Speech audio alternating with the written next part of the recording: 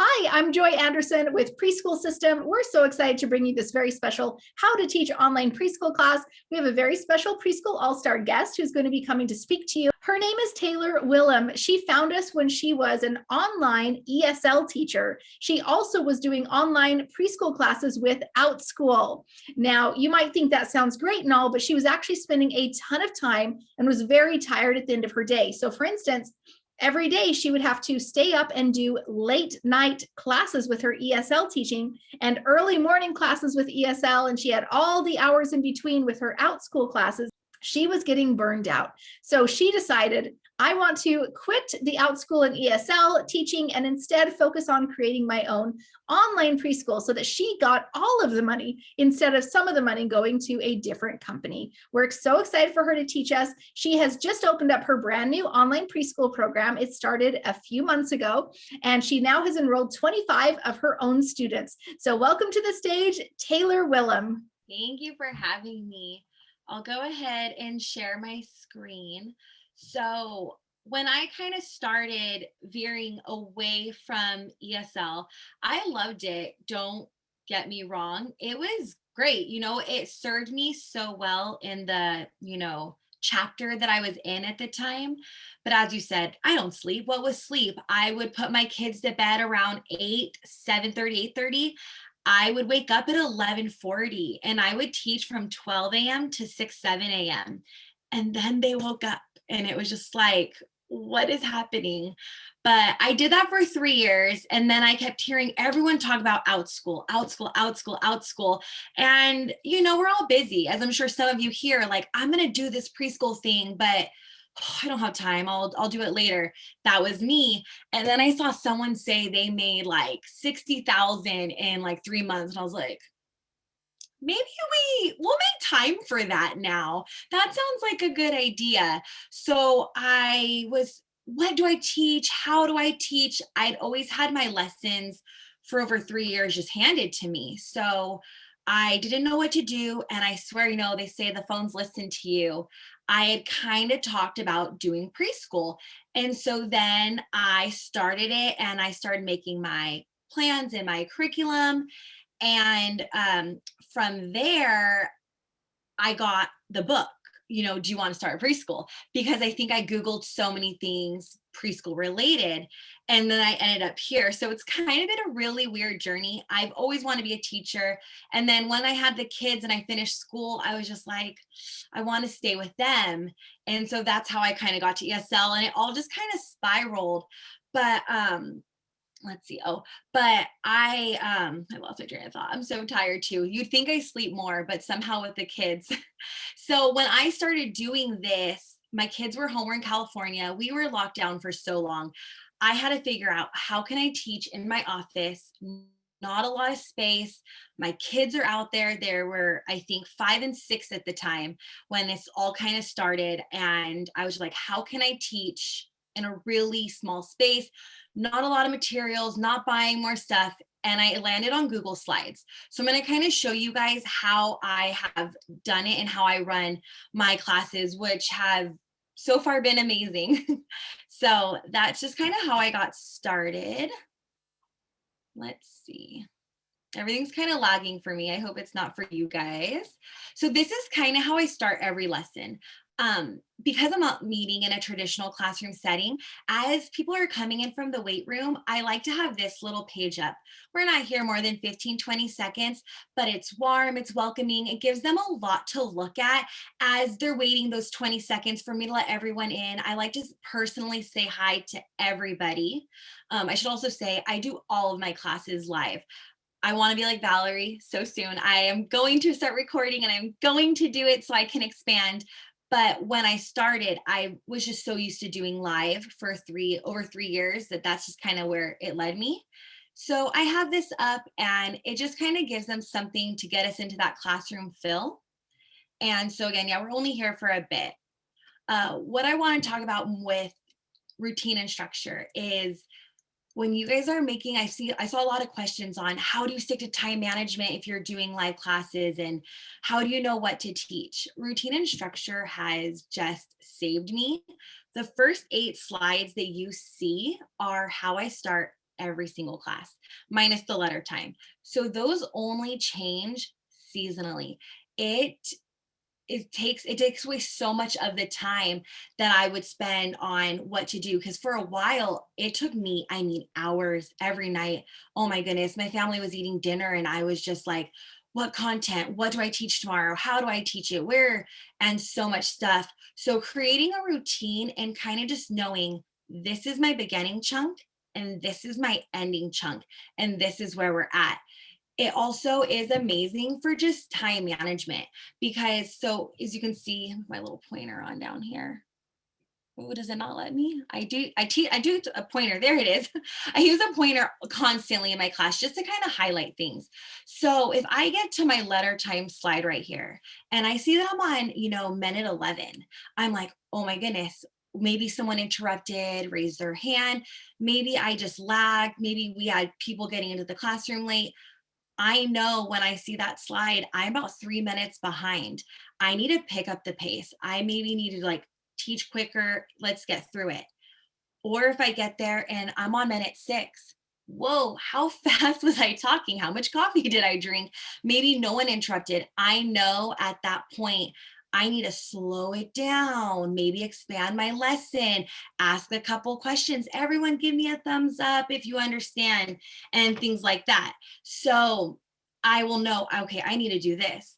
And I've never, ever had an issue with starting and ending. A 30-minute mark, I'm there every class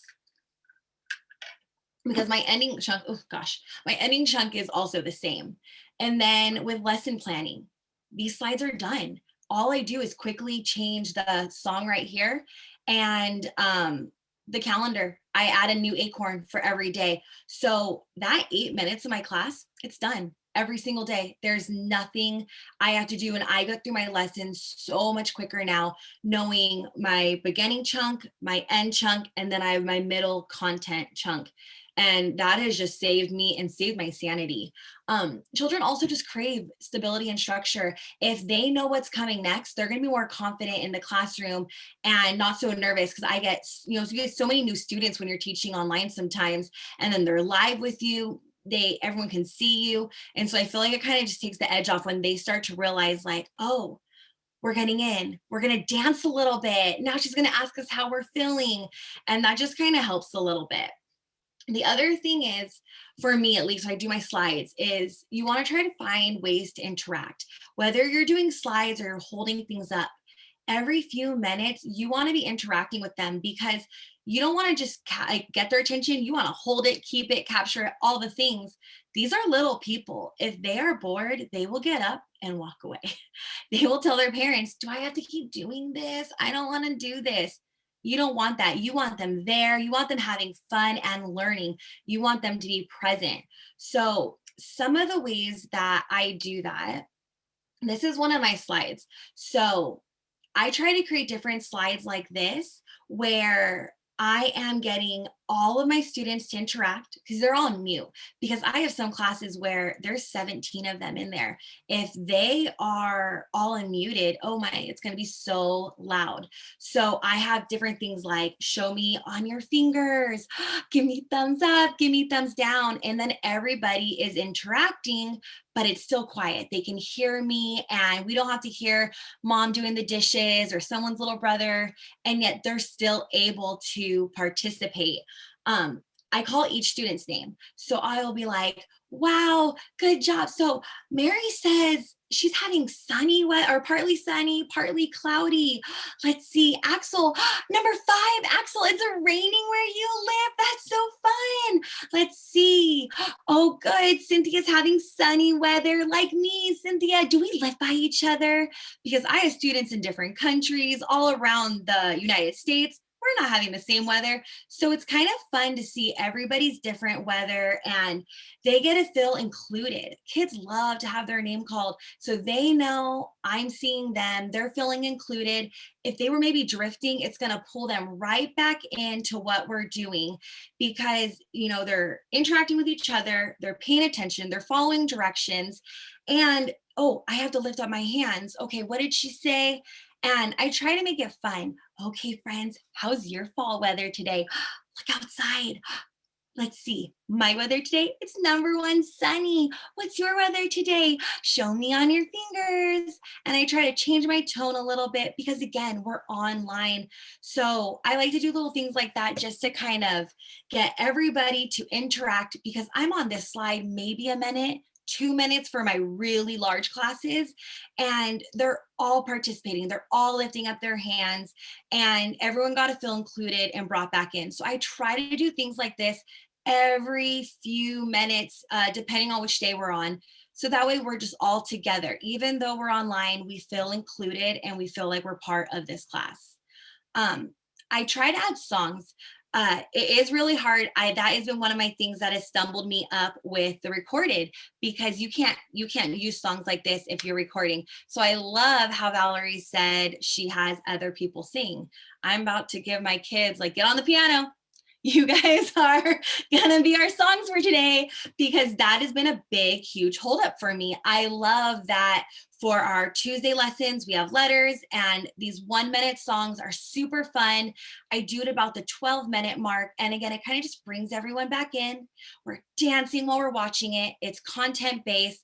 It's only a minute, so it's not taking up a lot of class time, and they're learning and having fun. So let me do the next slide so I don't play it for you guys, but try to add songs where you can. If you don't record, YouTube is full of so many you can add to your class, but I love the idea of having someone else do it so you can incorporate it into your lessons.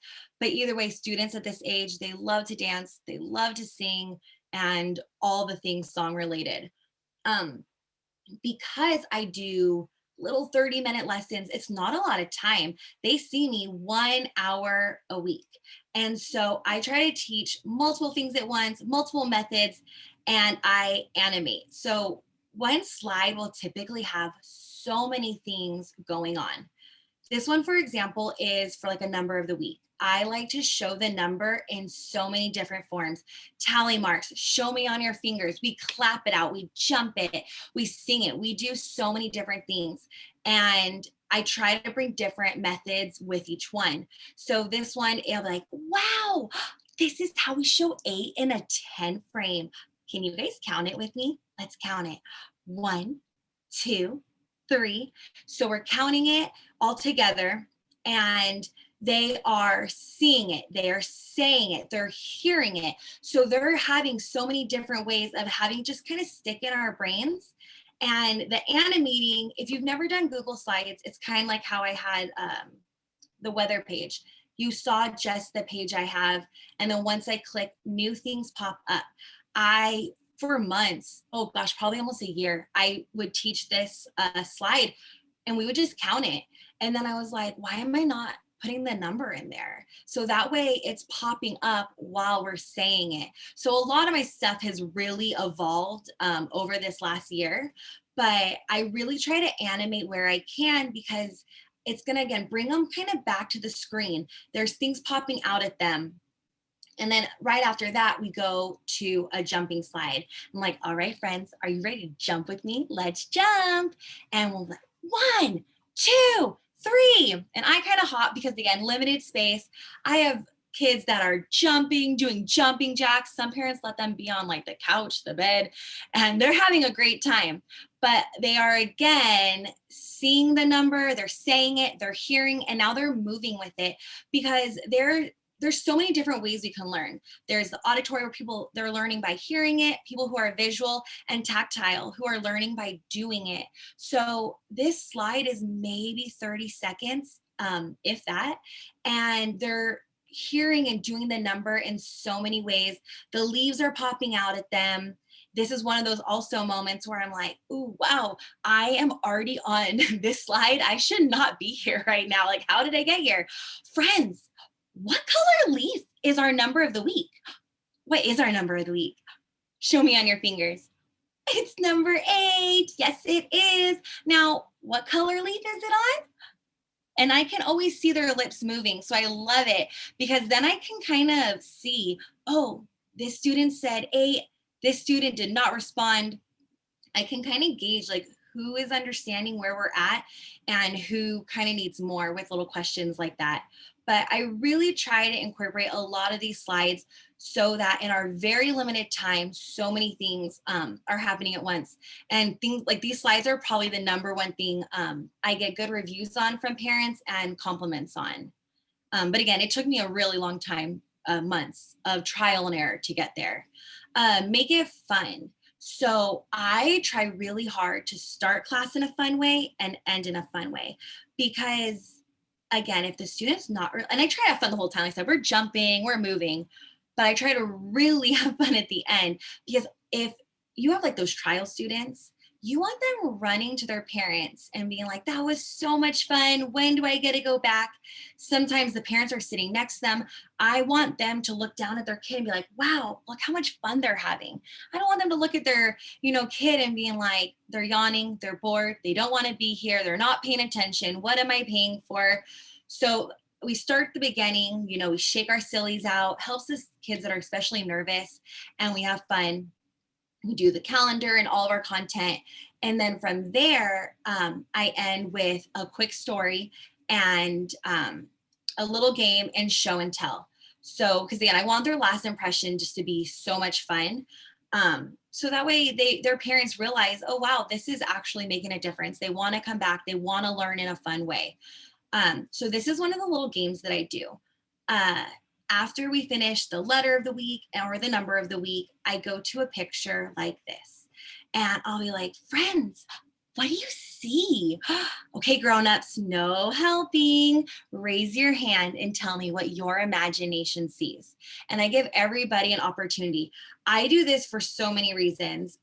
They're using their imaginations. They're so little, like, that is so great for them, because I can tell when the parent told them what it is, because sometimes it's easier than this. And I'm like, you did not get there. I saw them, I see an arm, they gave you the answer, and it drives me crazy, because this happens all the time, even when you're playing with little kids and grown-ups will tell them how to do it, what to say. No, let their imagination go. Let them tell you what they see. I love it. We get the craziest answers. For this one, I think I got like a potato chip, a pool raft. I mean, I got all kinds of things, and it's so great to see and hear what everybody saw completely different. They're practicing their listening skills. They're sitting there, they're listening to each other, their social skills, because again, they're sitting, they're listening. Their cognitive development, how did I get here? Why did I get to this answer? Their language. And I've spoken with a lot of kinder teachers, as well as I've observed in those classrooms. My kids were in kinder, and so many kindergarten teachers will tell you that when they come into school, they have such a hard time sitting, listening, taking turns, raising their hands. So once we're done with this and I reveal the answer, I'm like, good job, everybody. Nobody shouted out the answer today, because there are the days where someone's like, ha, unmute, and decides to tell it. So I always like give them like praise, like, no one unmuted, you all raised your hands, you listened to your friends, and you took turns. Good job, you guys. Because I think it's so important, because I mean, I really see on the faces the students who are struggling. They're like, pick me, pick me, it's my turn, it's my turn. She's not picking me. And I mean, I can see the distress, I can see the anger. I've had students cry, but I still think it's so good for them. And their parents there, okay, no, we have to take turns. And I think it's just, it's 3 minutes. It's 3 minutes to practice all these things. And it's just fun. We have so much fun with it in just a few minutes. And then I click on it, it's a leaf. What? I had no idea. Did you know that? And sometimes it's easier, sometimes it's harder. I definitely buy these off someone, because I don't know how she gets the circle to cover it. If anyone knows that, please message me, because I have Googled it. I have explored, how do you cover it with a circle and the circle moves? How? I don't know. So I purchased these. This is something else I do. So between that game, which is again 3 minutes, I do a story. What is great about that order, so if you can figure something like that out, is when I get to the story, say that game took a little longer, say they had so many, if their hand is up, I call on them. I don't want anyone to think that they can't give their answer, because everyone will say it once, like what they think it is, and then I'll click the next slide and there's one clue. I'll read the clue. If there's a couple extra minutes, did anyone answers change? Tell me, let's see, what do you guys think? And then I'll go to the next clue and then we'll reveal. So doing all of this at the end of class, it makes learning fun, but it really helps me with time management. Where do I need to get the show on the road, and where can we have more fun and maybe discuss this and see where they're at? So after that, I go to a book, and it's the same thing. Okay, I'm on this minute, and this is the slide that comes after the book. So I typically want to finish my book at the 59-minute mark. I don't want there to be 3-4 minutes to ask them. This is supposed to be like a little 30-second little thing. So do I add more voices? Do I, talk really, carefully and make it exaggerated? Or, oh shoot, we had so many good guesses for that game. I have like 2 minutes to have some crazy voices, but I need to read this story like right now. So I like having that little buffer because it really helps me with just my time management. And then I go to this slide. Okay, friends, get your fingers out because you're going to answer with your numbers. Now, do you guys like number 1, pumpkin bread, or number 2, blueberry bread? And they'll all hold it up. It gives me yet another, like, this is right before they're about to leave. Once again, every student gets to hear their name. Oh, yay, Joy, you like blueberry bread? And I get to say things like that, and they hear their name and they get excited. And we have one little connection again before they're off. And sometimes it's silly. I have one, it's like, would you rather have a rhinoceros horn or a tail like a leopard? Oh my. And it's sometimes students are like, no, none, not gonna have either of those. Then you have the students who are like, yeah, I'll take a jaguar tail. And so it's really fun because I get to see a lot of their personalities. And then I have the students that go like this. And I'm like, remember, we're trying to decide which one. And then I always have, so I have some very advanced students. I give like little papers and I'm like, if you guys want to write, why did you choose that? Maybe your grown up can help you. Or how about you go discuss it? So then after class, if the parents want to, they have the opportunity to spend a few seconds, again, cognitive development. How did you get to that answer? Why did you get to that answer? And it just gives them a little more, and it's just a fun little lasting thing. The other thing I do that I think has made me a lot different than a lot of online classes is I offer show and tell after class. This does not get into our 30-minute class. It is completely optional because for some of my younger students, 30 minutes is good. They're probably ready to leave. And then I have the students who they have their stuffy or their toy, their cat, their dog right there with them, and they are so ready to tell us and unmute and do it. So this is completely optional, and I would say it takes anywhere from 3 minutes to maybe 8. Never really more than 10 minutes. And everybody gets the opportunity once again, wait their turn and raise their hand and show me something. I love it because I've had so many people be like, but you don't get paid for that. Why wouldn't you charge more and make a class 45 minutes? And after teaching ESL for so long, I was like, 30 minutes, we good. Like, I'm not doing 45 minutes. And then also, I know they get burnt out. And there's the days where, the student who shares every time leaves and they're done. So I just like to make it optional, and it's just my opportunity at the end of class to connect, and I really get to know them, and I get to know their parents because their parents will chime in and they just get their little 30 seconds to a minute to just kind of have that time. So I really like that. Again, it's not included as like one of the like bonuses, I guess I would call it, because I advertise as a 30-minute class and there's an optional show and tell. Because I also don't want to take away from any learning time. My classes are so structured. I'm only OCD a little bit, I swear. And so that's just kind of like my little after. The other thing with online classes, because they're paying to watch you through the screen. Couldn't I do ABC Mouse? Couldn't I just put my kids on YouTube? So along with all the stuff I do in the class, I really try to give a lot of extras. So every week they get a virtual classroom, I guess I would say if someone doesn't know, like that first slide I had where I'm like, hey, it's like that, but there's books and videos.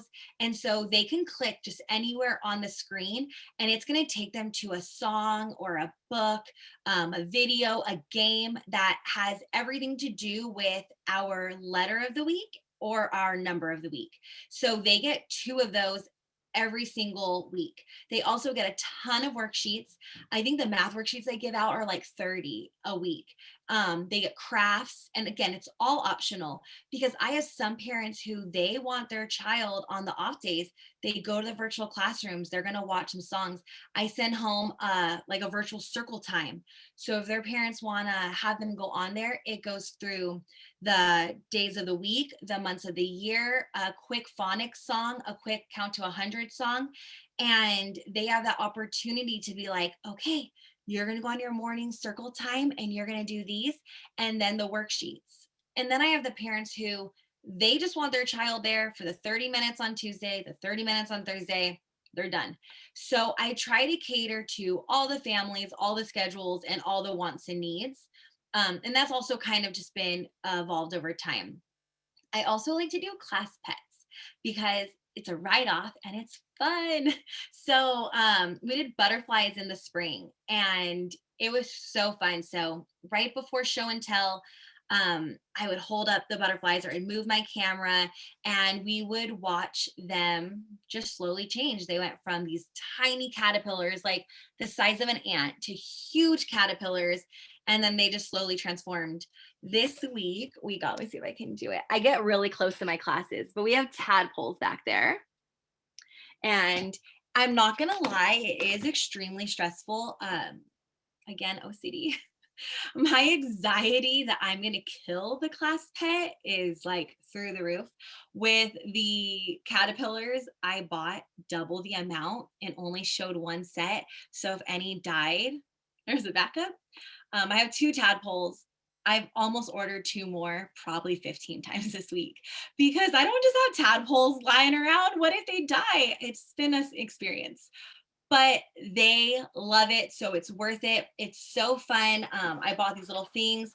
I showed them. I was like, look, this is how they started, these little eggs. And then they came out of the eggs and now they look like this. And I kind of explained it. And now we're going to watch them after every class. The tail's going to get smaller and these legs are going to come out. What? And I feel like it's also an added incentive to kind of like, oh, we don't want to stop taking these classes. We want to stick around. These kids are going to want to see what happens next. What do we do next? And stuff like that. So it's fun. It's a write-off. Hopefully I don't kill them. And so those are just kind of some of the bonuses that I give that I've gotten really good feedback on. So All Stars in the Hub, do it. I don't even know what else besides that you need it. I've been teaching online for years and I love to teach. I just love it. But tech stuff, no, I can't. And the website, I can't. And the forms, I can't. And all of that. Anything tech, anything at all, really, like the getting all the stuff for your state and how to get the business and how to get the business bank account. After I joined, I kept telling my mom and my husband, like, there's so much stuff on here that I did not know even existed. Like, where did this stuff come from? How is this a thing? How do I even do this? I cried a few times. There was a lot happening, but I don't think that one, I could have done it without the hub or without Preschool All Stars, without the support, without the guides keeping me like, do this, do this, do this. And I think if I would have attempted, my website would not look like what it does whatsoever. I probably would look a lot more, I guess, amateur, is the way I would describe it, versus my checkout page. It looks like a legit checkout page. I wouldn't have done that. I've been like, here's my Venmo, or, I would have had like a weird checkout. It's very well structured and organized. And you have all the support that you just would not get anywhere else. I know some of us don't have, the most supporting family members or friends where they're like, wait, you're going to leave the company you've been teaching at that's made you this much money for how long? and you're going to do that to be on your own. Good luck.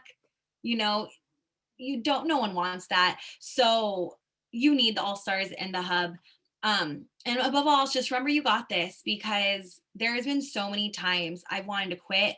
There's even been times where I'm doing great and I'm second guessing myself. Those thoughts, they're going to come into your head, because anytime we challenge our minds, or we are going to try to change our norm, our body is going to try to fight it, because our mind wants to stay comfortable. Our mind wants to stay with what's working and what's doing good. And it's really hard to step out of that. I was kind of similar to Valerie. I, at one point, had 150 students. And then, people went back to schools. I think I dropped to like 120-ish. And then it was the summer, and I kind of wanted to offer a summer program, but I kind of didn't. I really wanted to, things were slowly opening up in California. We were, where I live, locked down for a very long time. I mean, it was months and months. And so I kind of wanted to spend that time with my kids. So I knew I was taking that risk of closing class times and dropping class times to do with my kids. So I kind of did that. And then I started this year, August 9th. And I got COVID. And at that point, I think I had 35 students, and everybody, I mean, I was sick. Everyone was like, cancel your classes. You're going to teach like that? No. And I was like, no, I'm going to teach, because I already had closed down so much for this summer. I was like, I was already upset. I couldn't pass out flyers. I mean, if I wasn't COVID and I was feeling good, I would have been out there. So I was so disappointed that for, it was 6 weeks. I had COVID really bad, and I couldn't breathe. Teaching was a great time. I dragged myself to my office and I threw makeup on my face, and I just smiled and I faked it. And then I got out and I collapsed, and then I just went on with the next class. But I gained somehow 15, 20 students, even though I was faking it because I wanted to die. And then from COVID, immediately I got bronchitis and a whole bunch of other just fun things. So that happens too. I've seen that with so many people. And this is also why Preschool All Stars is amazing to have, because there's so many like things that you'll see other members go through. And not only are they getting encouragement, but it reminds you that you're not the only one going through a hard time, or you're not the only one stumbling, because you see all the other people and how they're overcoming it and how they're doing it. So just keep going, because again, when I first started going online, I think my first week I had 2 students. And I think even at the 5-week mark, I only had 7. And I was just like, this isn't worth it. I'm not making money. I'm spending so much time on these lessons. I could be doing this, and this. And I almost quit. And then that 7 turned, I think it was October. And that 7 by November turned, I think, almost 50. And by January, I was at 150. So, and I'm kind of hoping that happens again. I started feeling better about 2 weeks ago. And I still haven't passed out flyers. So I'm just kind of getting caught up with what 6 weeks behind did to me. But just know you can start small and you can do all the things. But yeah, that's kind of it. Let me stop sharing. Oh, there we go. Awesome. Oh my gosh, that's amazing. All right, girl. So we've got some questions for you. Thank you so much for all the gold you shared with us. That is phenomenal. Let's clarify your programs really quick. So if I'm correct, it's a Tuesday, Thursday class for $57 a month. Yes. And you teach multiple different time periods. You teach a 6, a 7, an 8:30, all these things. Yes. And it's a 30-minute class, right? Yes. Okay, perfect. And so how many students do you have per class? It varies. I have one class that has like 5, and then I have others that have like 15, 16. I've noticed like 8:30 is really popular, and then 12:30 is really popular. But again, I have students all over. My 10:30, I have a student in Poland. And then my 7 a.m., I have a student in Saudi Arabia, where for her, it's 6 p.m.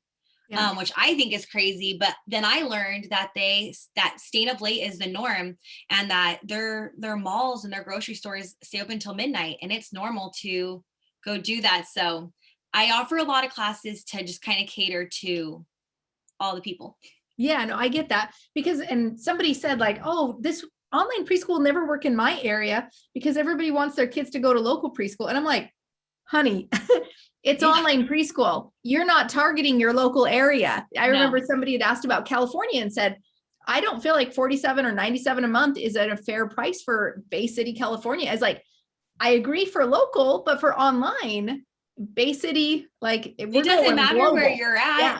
Doesn't matter what your rent, your mortgage is, the cost of living, because you got students everywhere.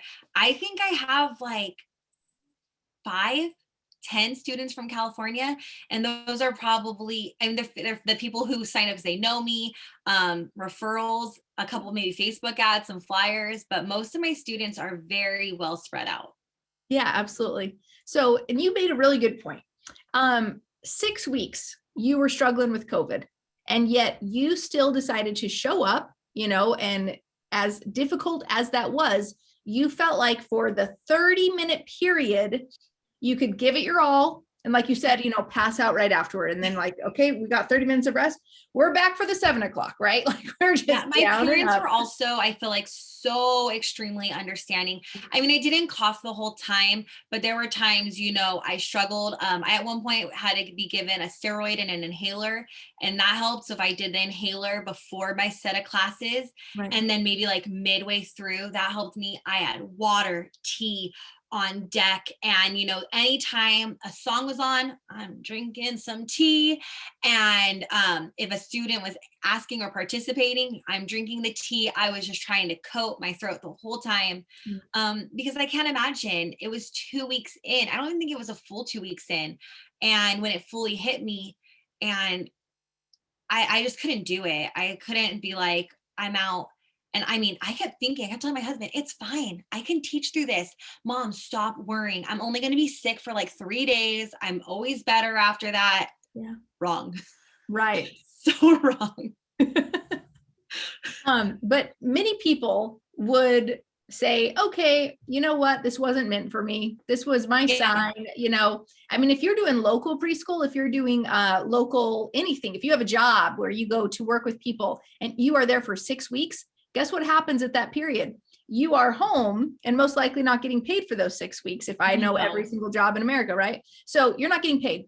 And then how are you going to keep your job if you're out for 6 weeks? I don't know all the protections, but even with local preschool, you can immediately transition to an online model right then. So you don't lose your income. And even with online preschool, you can still keep going as long as you can keep going. Yeah. But many people would have quit. So help all of our new all-stars or our preschool all-stars in training, people who are like, I worked my butt off for the past week and I didn't get hardly any sleep. And I put my all into this, and I could not have even put more all into this. I know there's many people who did that. They went all in and they spent all those hours, and I applaud the effort level that they put in. And at the end, they didn't get the result. And I think to that, like, I think back to Valerie, who she was at 0 students and she had gone from 96 to 0. That's what I was just going to say. And then she, for 3 weeks, stayed at 0. But she kept showing up and doing the work every single day because you never know when the key's going to turn. So with you, I mean, starting your whole program, you're starting from scratch from 0 because you're like, it's now my program and Outschool's not going to give me my kids. I got to go find them myself. You got to go pass out your flyers. So what can you tell them? I think you have to remember your why. And I'm sure Valerie had the same feeling of like, I'm not going to give up. And I think you have to just so firmly believe that. She continued to record them because I will use these. I'm going to use these. And I think that's just the mentality you have to have. I am going to get more students. I am going to use these lessons. This is going to happen. Not, this isn't working. This isn't happening. I'm failing. No, you're not failing. It didn't work, or maybe that portion didn't work, but what can you change from that to get better.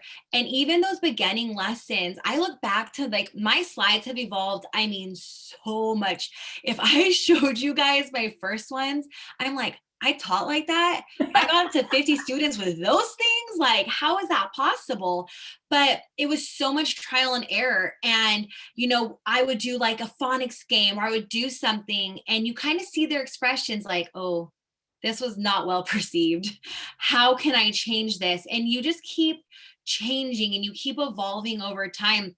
And again, you just have to know you don't want to quit.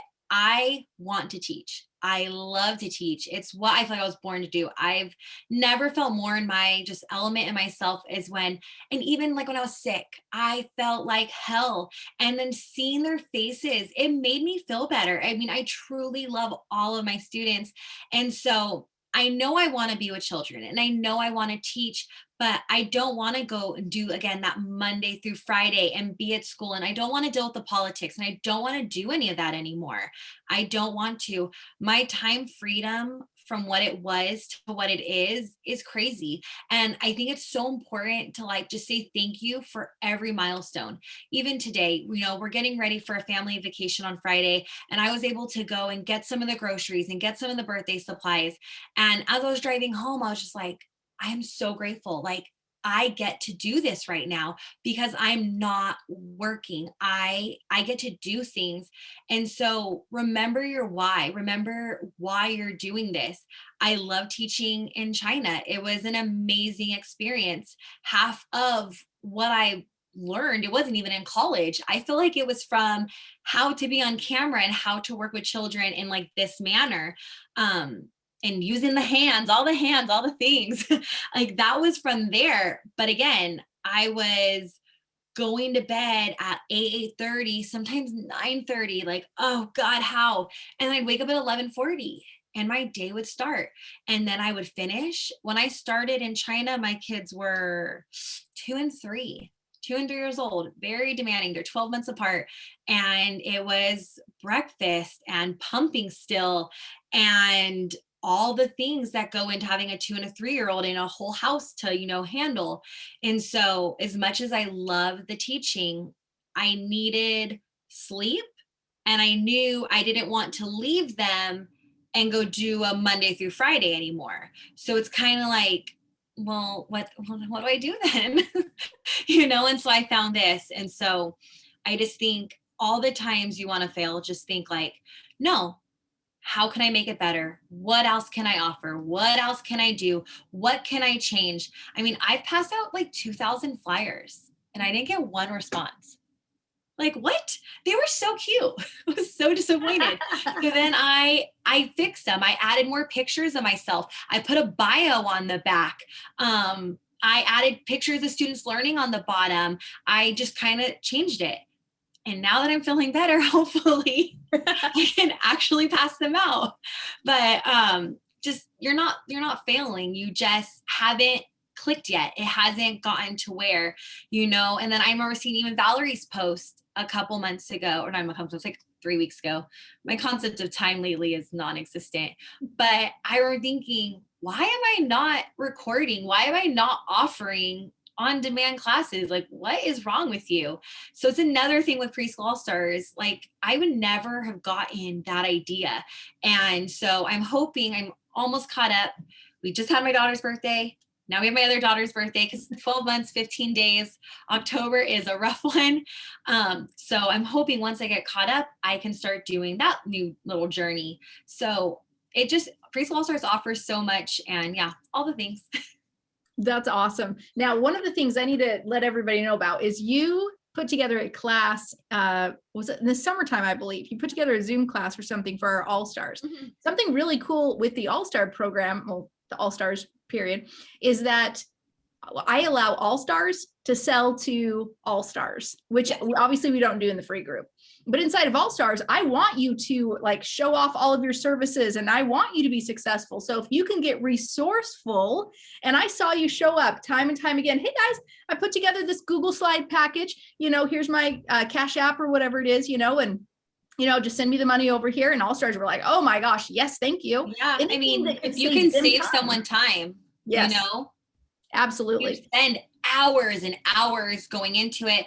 And so many people said they'd like my slides. So I'm like, well, I'll sell them. I mean, I think I sold one of my entire phonics games for, I mean, that's their whole year. That's that whole portion for like $10, because you also want to help. And then you get a little something back. So yeah, it's a great opportunity to collaborate and share. And then for, the people who are just getting their toes wet and like, how do I create slides like that? To be able to buy some for $10. I sold some for $5 too. Yeah. Well, then you realize these are very popular and in demand, and we should raise the prices, as we should. So let me just clarify. Are you still selling the Google Slides and All Stars? Is that still something you offer?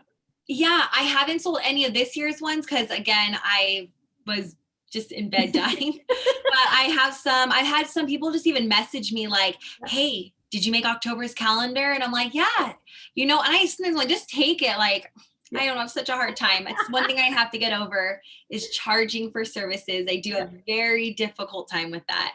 But yeah, I will probably be posting some more within the next 2 weeks for November, December, because I also buy a lot of my art. I don't know how to do that. They make it so beautiful and pretty, and I couldn't do that if my life depended on it. Yeah. So I spend sometimes a lot of money on that art.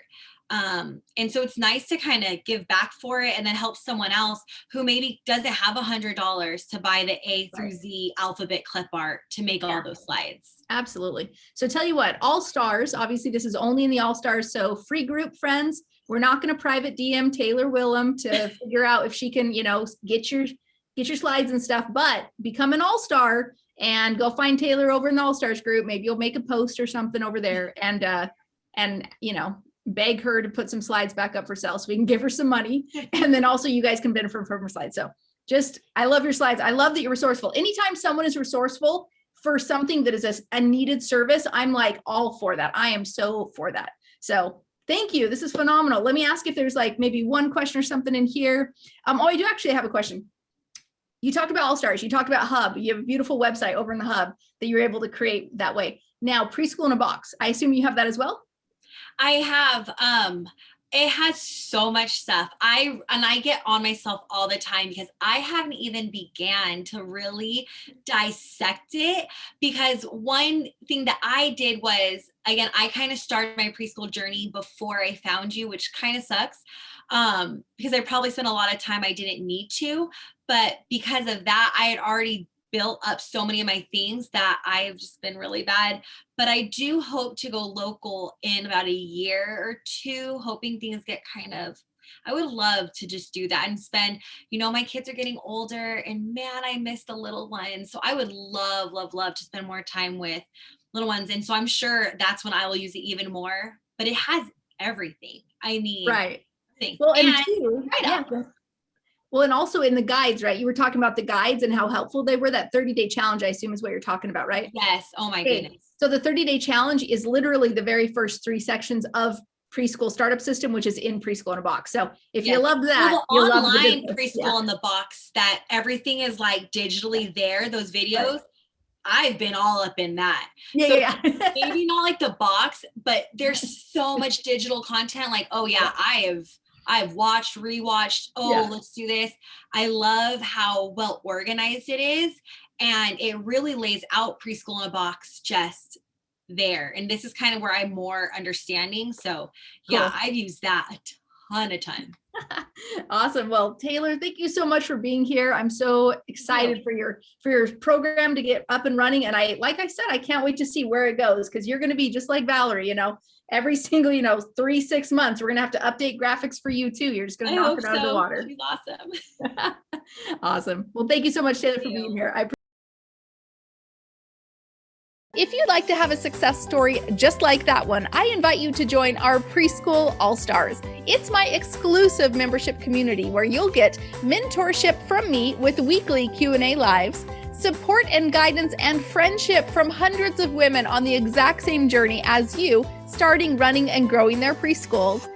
and my exclusive access to Preschool University, every training and done-for-you file that you'll need for every milestone on your journey to help you start, run, and grow your preschool. We've all been there, and we've got the exact same steps that you need to go through, but we do it all very quickly so that you don't have to waste time or money doing the wrong things at the wrong time. We'd love for you to join our Preschool All Stars membership. Just go to preschoolallstars.com or click the link in the description to immediately jump into Preschool All Stars. Again, go to preschoolallstars.com and we'll see you there.